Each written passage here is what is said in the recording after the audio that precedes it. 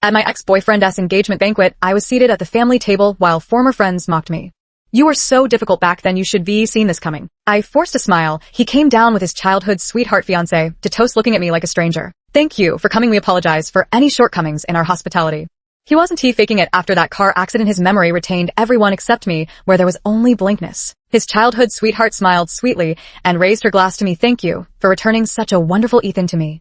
The people at the table looked at me as if I were a clown. Serves you right. I laughed until tears welled up, enduring the burning pain in my stomach, and down the wine in my glass, wishing you both happiness and bliss. How about another toast between the current and former sister-in-law?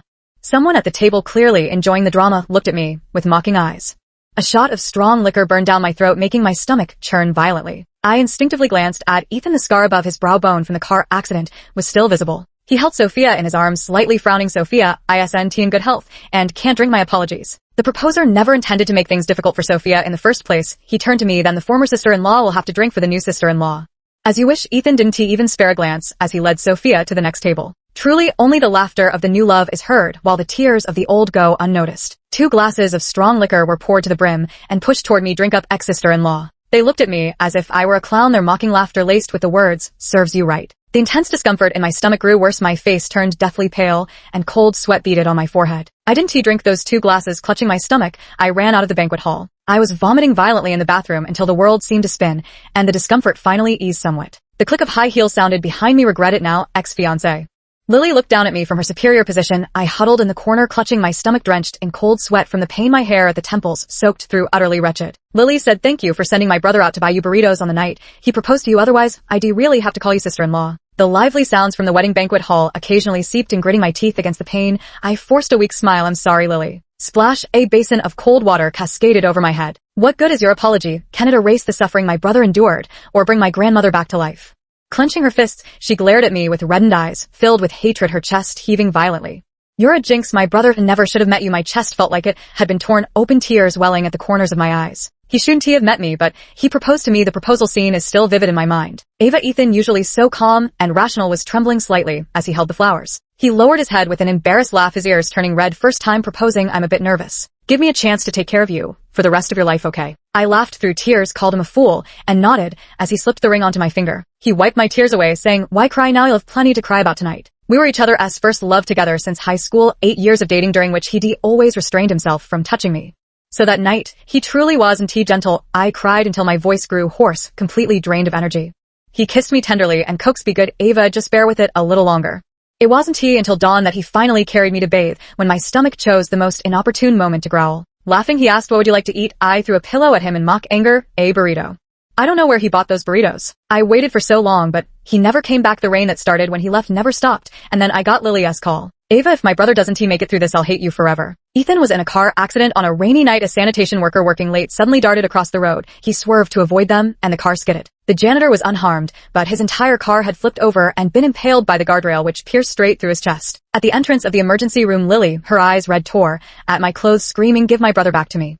I stood numb, letting her beat against me, my face streaked with bloody scratches from her nails. That night, Ethan was issued a critical condition notice. I prayed over and over to the white hospital wall, wishing only for his safety. Nothing else mattered. He did survive, but with brain damage and partial memory loss, he remembered everyone except me. You're my fiancé. His gaze was unfamiliar when he looked at me, visibly uncomfortable with this sudden, unknown fiancé. I stood rigidly by the hospital bed, anxiously twisting the ring he had given me.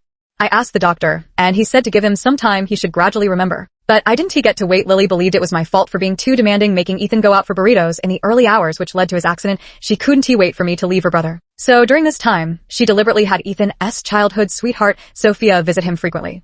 Sophia was gentle and caring, bringing homemade meals and little treats each time, sharing current events with Ethan, discussing literature and art. Over time, I watched Ethan's gaze toward her shift from polite courtesy to tender smiles. Yet when he looked at me, his eyes still held the indifference of a stranger. Lily gloated triumphantly, see, Sophia is the perfect match for my brother, unlike you, always making scenes and treating him like a servant. I had tried telling Ethan fragments of our past, hoping to spark his memory. But every time he would frown, even showing some resistance. I'm sorry, I don't remember any of this, and I don't have any feelings for you.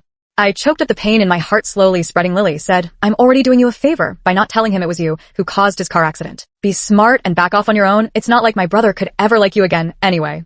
Then Ethan announced his engagement to Sophia.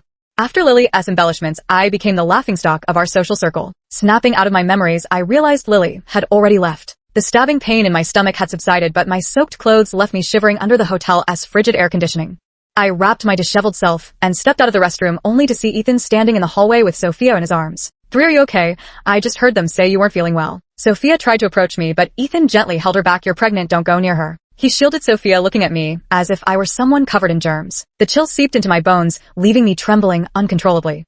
Ethan had seen me in far more wretched states. During one summer break in college, I joined the university's volunteer team to serve in a remote area.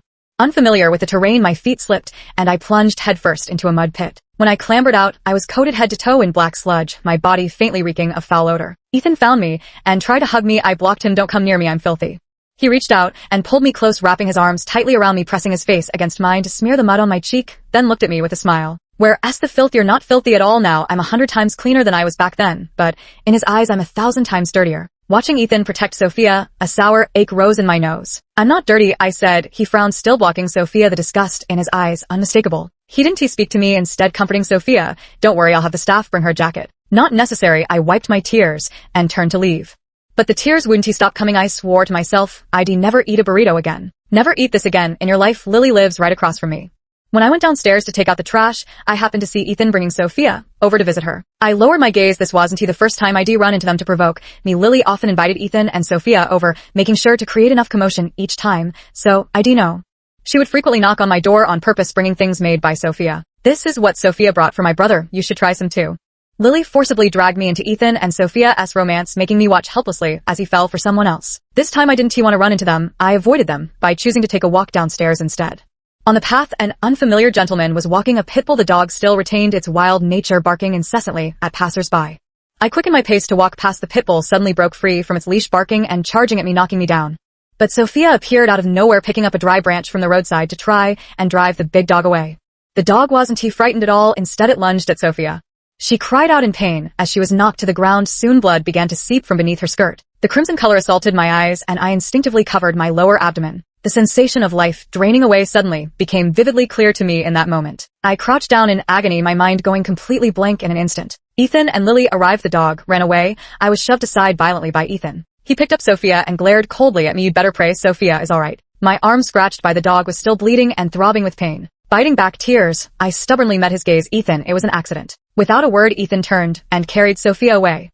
After getting my wounds treated and receiving a rabies vaccine at the hospital, I returned to the office feeling unsettled. Colleagues kept coming by to congratulate me, saying, "Congratulations, you're about to become manager, Ava." Last month, our department manager was transferred to a branch in another state. The director had a talk with me, hinting that I might be promoted to department manager. "Thank you," I replied. Suddenly a message from Lily popped up. "My sister-in-law had a miscarriage. Ava, you'd better watch out." I froze for a moment, staring at the text message in a daze. For a long time, the unease in my heart growing heavier. The scheduled meeting time arrived, but the director still hadn't shown up. "Kevin said the director is entertaining an important guest. Ava, why don't we decide where to have your promotion celebration first?" "Whatever you decide is fine with me," I replied. The director was about 10 minutes late when he finally came in and began his routine speech. But as the meeting drew to a close, there was not a single mention of my promotion. Several times my colleagues glanced in my direction, unable to hold back. Kevin spoke up. "Mr. Miller, what about the department manager position?" Ahem. Mr. Miller cleared his throat, glanced at me, and said, "We'll leave it vacant for now. Headquarters will send someone down later." The meeting room fell dead silent. My face turned pale as I stood up and rushed out of the room. Ethan had just stepped out of the VIP reception room. Why, I clenched my fists and asked him. He looked at me coldly. "Sophia lost the baby. I told you it was an accident, and your promotion falling through is also an accident." I had been suppressing my emotions from the moment he lost his memory until now. Time and again I convinced myself to choose dignity, to cherish the Ethan who belonged to me safely in my heart. But he seems unwilling. He insists on wearing Ethan's skin, forcibly shattering the other him I kept treasured in my heart. I grit my teeth, staring stubbornly at him. The Ethan from before wouldn't he do this? His eyes darken abruptly as he steps toward me, then his arms embrace me gently. I remember everything now. The familiar scent enveloped my senses, stimulating my tear ducts like a switch being flipped, sending tears streaming down uncontrollably. "Ethan!" Suddenly, I was shoved away in an instant. Is this what the old Ethan would have done? I stared at him in stunned silence. His expression turned icy as he said, "Were you just thinking that if I remembered I wouldn't treat you this way? I've learned about everything that happened between us before. The old me seemed to truly love you, writing diary after diary for you, recording every single detail about you." He grabbed my hand and forcibly pulled off the ring he had personally placed on my finger. "But now I feel nothing for you. Because of you I had a car accident and fell into a coma, and Grandma died from a sudden heart attack out of worry for me.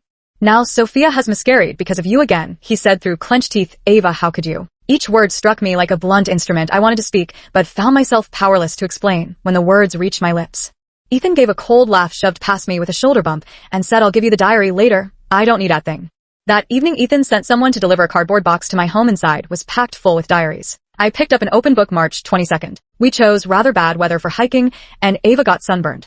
My fault. I didn't make thorough preparations. I'll definitely be more careful next time. She likes boba, milk tea, no extra sugar, regular ice. April 6th, menstrual cycle requires avoiding spicy food and ice, yet she still wanted to eat spicy chicken wings and ice cream, then cried when I said something about it. I want to indulge her just because she is crying. It's not that I'm stopping her. I looked it up online and it says she shouldn't eat those or her stomach will hurt. Still crying, all thunder, but no rain, not a single tear. What a little liar. Took her out. She only had a few bites and behaved pretty well after all. I'll go home, but I want to indulge this next time. A teardrop fell on the paper, blurring the black ink. I frantically wiped away the moisture, but more and more tears kept falling on it. I didn't dare look any more, afraid I might lose even these last memories of Ethan. Having stayed up all night, I felt unwell in the morning and took half a day off from work. When I arrived at the company in the afternoon, starting from the reception desk, my colleagues were giving me strange looks, until I saw Jessica coming out of Mr. Miller's office. She noticed me too and gave me a mocking smile. I stood frozen in place, the burn scar on my arm suddenly flaring up with searing pain as sharp laughter echoed in my mind. Mr. Miller introduced, "You've come at just the right time. This is Jessica, your department's new manager." Manager Jessica, this is Ava from her department. She's a veteran employee with strong capabilities. Jessica stepped closer, the sound of her stiletto heels clicking against marble flooring reverberating like footsteps on my spine. "No need for introductions, Mr. Miller. Actually, we know each other quite well." She extended her hand toward me. "Isn't that right, Ava?"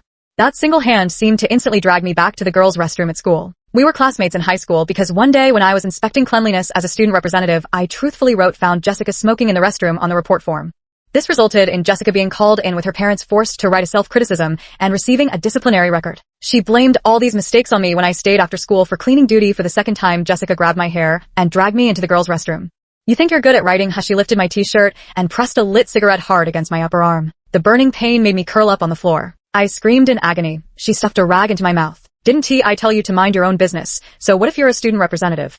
The cigarette was pressed against my upper arm again, and again I struggled and cried, only to be dragged back by her accomplices. "You think you can run away?" They kicked my back until they grew tired, then paused to smoke, blowing the fumes directly into my face. Finally, they used my upper arm as an ashtray, pressing the still burning cigarette into my skin. I writhed in pain on the floor, my tears mingling with the filthy water on the ground. Their shrill laughter echoed through the empty bathroom. It was Ethan, who stayed behind at school, that saved me. That's how we first met. Later, Jessica transferred school. Some said it was because she had bullied too many people, leading to a collective complaint that forced her to transfer. Some also claimed to have seen Ethan's mother speaking with the school principal, and the next day Jessica was expelled. Jessica was gone, but what happened back then left deep psychological scars on me. Even now the marks on my arm remain, and the sight of a lit cigarette still brings back that lingering sensation of burning. I gasped for air, my chest heaving violently, my feet rooted to the ground, as if nailed there, unable to move. Jessica saw I had no intention of shaking hands and withdrew hers. "Do you know who recommended me to come here?" She uttered the words lightly. "Your ex-boyfriend, Ethan." My body swayed slightly. When you expose your most vulnerable side to someone, you're giving them the power to hurt you. My face turned deathly pale as I forced myself to endure the discomfort while facing Jessica. "Looking forward to working with you, Manager Jessica, very soon," she said. At the end of the workday, Mr. Miller brought Jessica over to me. "Jessica just arrived and needs to attend a dinner with our company as partners tonight. Ava, accompany her and help her get familiar."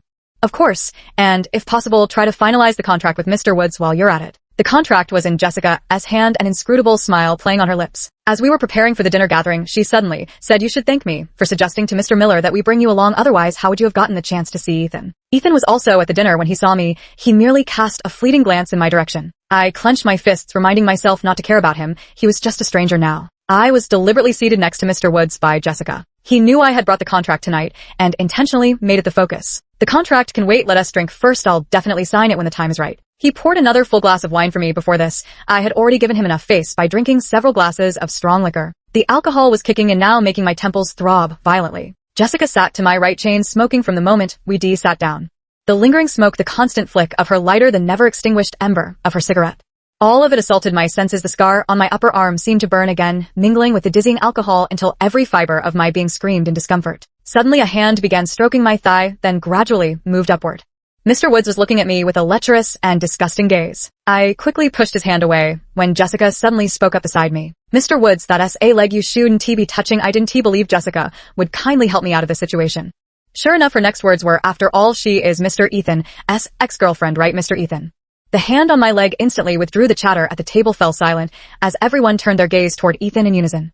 Ethan's expression remained unreadable, giving no hint of what he might be thinking at that moment. The discomfort gnawed at me relentlessly, and as I looked at him, my eyes involuntarily filled with a mix of grievance and pleading. For a moment, I truly wished he would help me. But Ethan said, "What does the past have to do with the present?" The tension that had been building instantly dissipated. Woods laughed twice and said, "Oh, I thought it was something serious. Turns out you're just relying on old feelings. Mr. Ethan doesn't he want you, but I do. I can also give you a life of comfort and luxury."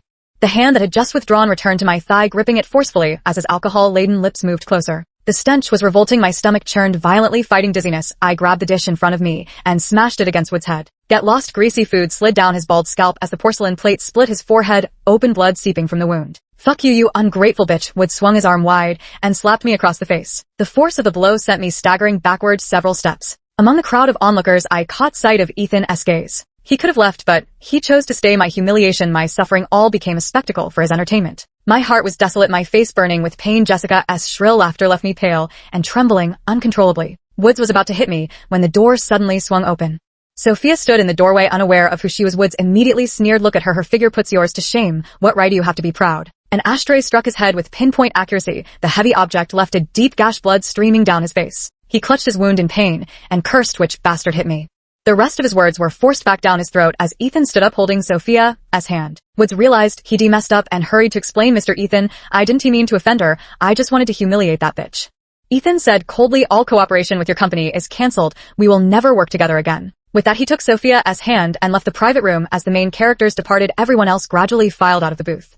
I sat frozen in my seat, my face swollen and red, staring blankly ahead. Jessica clapped her hands while letting out a shrill laugh. Bravo, simply bravo. The ex-girlfriend gets beaten without a care, yet when the current girlfriend receives the slightest veiled joke, the offender ends up worse than a dog. Jessica forcibly twisted my face, making me look at her laughing expression. "Ava, oh, Ava, back then Ethan went to great lengths to make me drop out of school for you. I thought he liked you so much, ha ha ha ha. But now it's just like this." My stomach churned violently, and I could no longer hold back, vomiting all over Jessica. She screamed and ran away. On the way home, it started to rain. I didn't have an umbrella and got soaked all the way. I developed a high fever in the middle of the night. My head was heavy and muddled, my whole body weak and aching. I forced myself up, took some medicine, and lay back down. In my half-asleep state, I thought I saw Lily sitting by my bedside. It was her, yet not quite her. She seemed to have matured a great deal. Her eyes were bloodshot as she choked back tears and grasped my hand. "Sister-in-law, please take your medicine. Don't torment yourself anymore. I beg you, I beg you." The sensation of my hand being held felt so real that for a moment, I thought the Lily before me was genuine. But upon hearing what followed, I knew I was dreaming. Lily loathes me because of what happened with her brother. There's no way she'd still call me sister-in-law. I stopped caring whether she was real or not, letting myself sink into unconsciousness. When I woke up, it was already noon. My fever had broken. Lily was nowhere to be seen in the house. I curled my lips, mocking myself for hoping even for a second that the person last night had truly been Lily.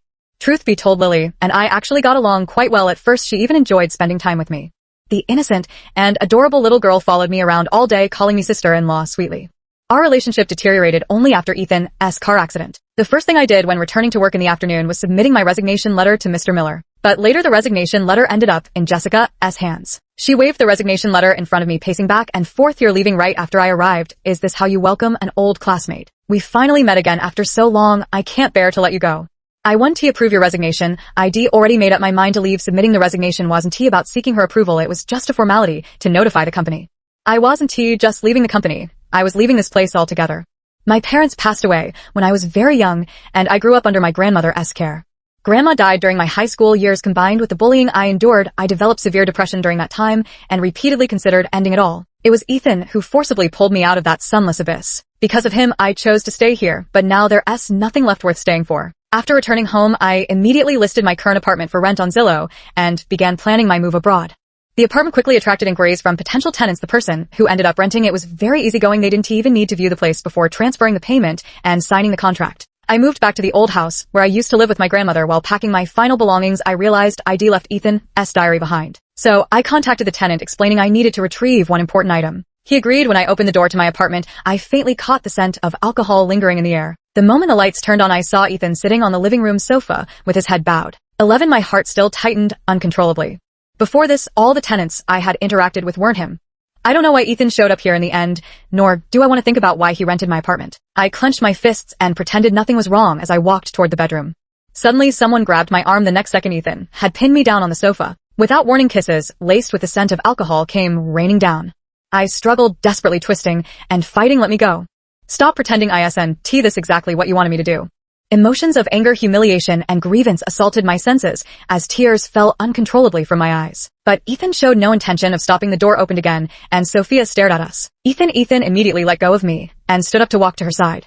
Sophia was as gentle and understanding as Lily had described. She didn't question Ethan or make a scene, just obediently let him lead her away, even showing concern for me before leaving. "Are you okay?" I was left looking like a complete mess like the other woman.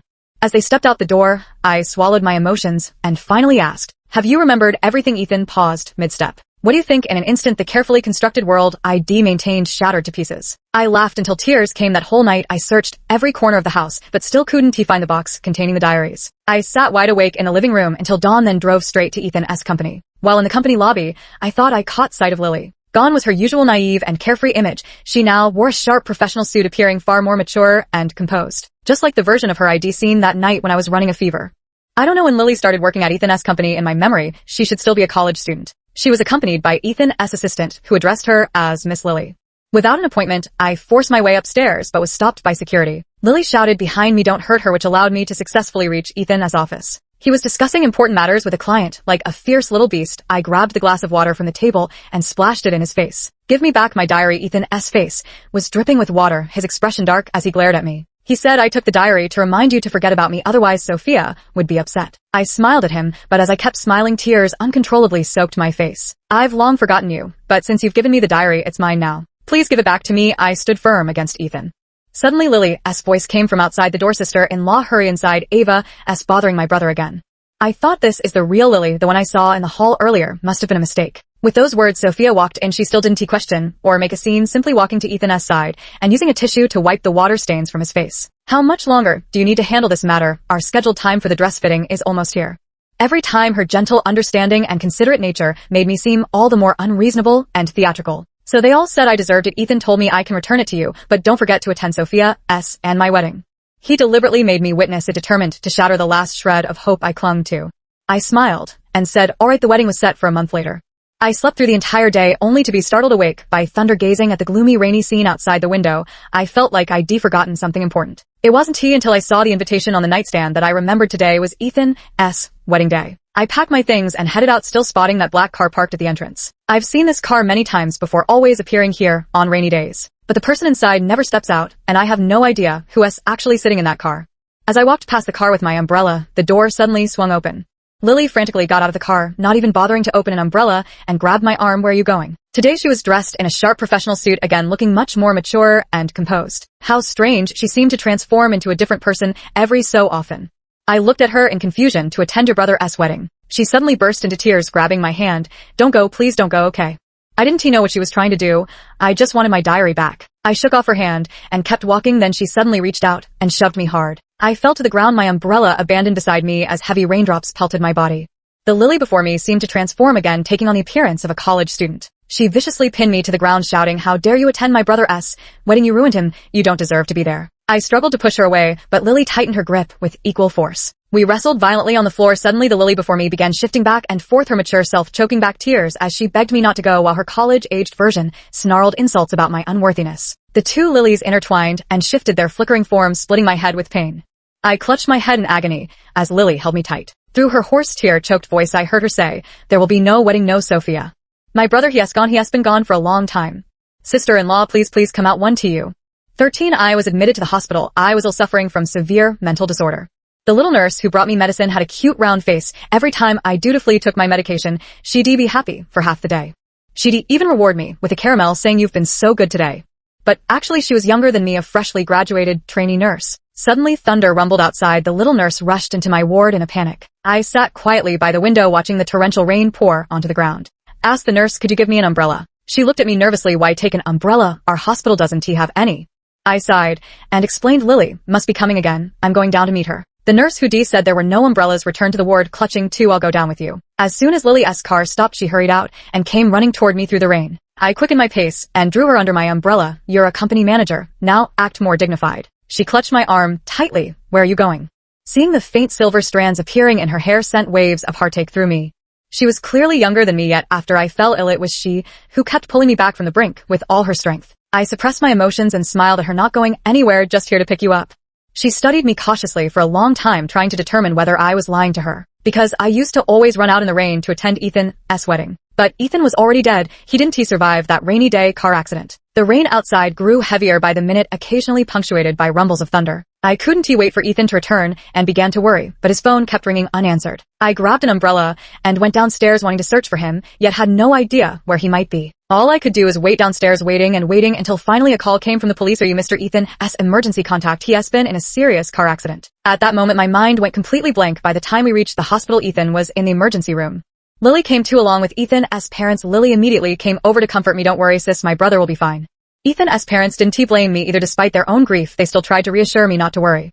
I kept praying to the white hospital walls over and over. As long as Ethan was okay, nothing else mattered. But at that time it seemed God had covered his ears. He didn't hear Ethan still left. Everyone had intended to keep it from Grandma, but she found out anyway. Overcome with grief, she suffered a sudden cerebral hemorrhage and passed away. Grandma loved me most. When Ethan and I got together in high school, the first person he introduced me to was Grandma. Grandma was so kind, knowing I was all alone in the world and had been bullied. She held me in her arms with such tenderness. Poor child, it's all right. From now on this will be your home. If Ethan ever bullies you, tell Grandma, and I'll teach him a lesson for you. When Grandma passed away, Lily and Uncle and Aunt still never spoke a single word against me. Uncle and Aunt's hair turned white overnight, yet they still comforted me, saying, child, it's not your fault, don't blame yourself. Lily was still a college student preparing to graduate when sudden family unforeseen changes struck, forcing her to shoulder the responsibilities of her household. The once carefree and innocent and artless girl matured overnight, becoming composed and steady. Though overwhelmed with her own busy, she still found time to message me daily, asking if I'd eaten and reminding me to rest well. She said, sister-in-law, none of this concerns you, just focus on taking care of yourself. If it weren't for them, my spiritual world would have collapsed long ago. Yet in the end, I still failed them. After attending Ethan and Grandma's funeral, I returned home to find a gentleman walking a pit bull downstairs in my apartment complex. The pit bull started barking incessantly the moment it saw me. Then it broke free from its leash and charged at me, knocking me to the ground. By the time people managed to pull the large dog away, blood had already begun flowing beneath my skirt. The neighbors who came to help suddenly panicked. Quick, call an ambulance. This girl is having a miscarriage. A miscarriage. I was carrying Ethan's child during this dark period. I had neglected my own health and didn't even know when I conceived. The doctors wheeled me into the operating room as I pleaded with them. Please, you must save this child for me. But after the surgery, the doctor told me, I'm sorry, we couldn't save the baby. At that moment, something inside me collapsed completely. I truly had nothing left. 14 later, I became seriously ill. I kept thinking, if only I hadn't wanted to eat that burrito. If only Ethan didn't love me. As long as he and Grandma are safe, it doesn't matter if he doesn't love me. I torment myself in the world of my mind. I've constructed a new reality. In this new world, Ethan didn't die. He woke up, but he lost his memory. He truly doesn't love me anymore. I think the one by his side should be a kind, understanding girl. So in the world I constructed, gentle Sophia took my place to stay by Ethan's side. Lily should hate me. So in the world I built, Lily resents me for hurting her brother and grandmother, and she tries her hardest to tear Ethan and me apart, making me suffer and grieve. And Ethan should hate me. After he left, I failed to protect not only his grandmother, but also our child. So in the world I constructed, he witnessed with his own eyes how I caused the miscarriage of his child. He loathes me to the core. He targets me, humiliates me, and tells me that even if he regains his memory, he will never love me again. It's true that Jessica bullied me. It's also true that Ethan went to great lengths to get her expelled for my sake. But her return is false. It was me, knowing my own fear of the bodily memories Jessica left, who dragged her into this world to torment myself. These illusions reset every time I'm about to attend Ethan's wedding. Over and over again, I endure the agony of resentment, hatred, and separation. 15. I underwent prolonged treatment at the hospital. Lily stayed by my side the entire time. From beginning to end, she had only one wish: for me to recover. Though she always made sure to wear makeup when visiting me, it couldn't conceal her exhaustion. She was under tremendous pressure managing the company, while also having to divert half her energy to care for me. I couldn't keep holding her back any longer, so I actively cooperated with the treatment. Those illusions no longer appeared. I came to clearly realize Ethan, he has truly gone. On the day of my hospital discharge, I told Lily, take me to see your brother. Lily instinctively tensed up. I'm fine, I just want to see him. Ethan's tombstone stood beside Grandma's. When I saw his name carved into the stone, my tears fell uncontrollably. It seems I still can't completely move on. Lily kept her arm around my shoulder, as if afraid I might do something reckless. I could only desperately suppress my emotions. I'm okay, I told her. That day I stayed by Ethan's tombstone for a long time. I told him to wait for me. Lily wasn't comfortable leaving me alone at home, so she arranged an assistant position for me at her company. Ethan's former assistant now continues to support Lily, while I'm just holding a nominal position here. However, I noticed a man frequently visiting Lily. I secretly investigated his background. His name is Ryan, and both his family background and character are quite decent. Moreover, through Mark's assistant, I learned that he had pursued Lily for a long time. No matter how Lily rejected him, he never gave up. During dinner, I asked her, what do you think of Ryan? Now she is so busy that she has to handle files on her tablet even while eating. She stuffed food into her mouth haphazardly, her eyes never leaving the tablet for a second. What do you mean how I'm swamped right now? When would I have time to think about him?